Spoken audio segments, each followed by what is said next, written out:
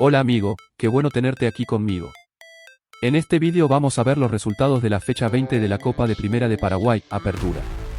También veremos la tabla actualizada, los máximos goleadores del campeonato y el partido de la próxima fecha. Acompáñame.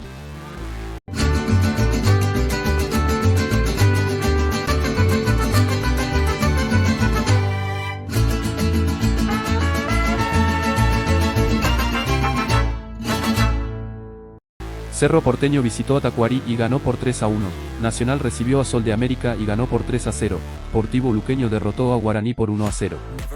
El marcador de la victoria de Libertad sobre Sportivo Guameliano también fue 1-0.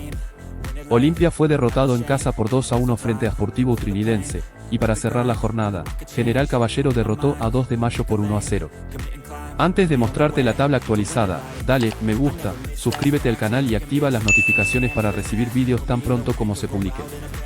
Cerro Porteño tiene 42 puntos, Libertad también tiene 42 puntos, Olimpia tiene 35 puntos, Sportivo Luqueño tiene 32 puntos, 2 de Mayo tiene 30 puntos, Guaraní tiene 25 puntos, Sportivo Guameliano tiene 23 puntos, Tacuarí tiene 20 puntos, Sol de América tiene 20 puntos, Nacional tiene 19 puntos, Caballero tiene 19 puntos, y Trinidense solo tiene 18 puntos.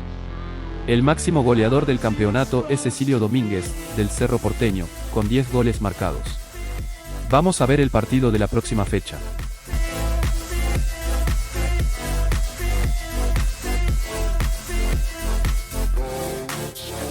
They wanna say my name, but they holding back. They wanna say they hate, but they know it's cap. I ain't play no games, I just do that's fact. And I don't feel no shame, it's a mood you lack. I go crazy, nah, but I ain't lazy. Track after track, I work on this shit daily. Pass me the jack, right as fuel, got me hazy. About to unpack all these shit I've been chasing. I've got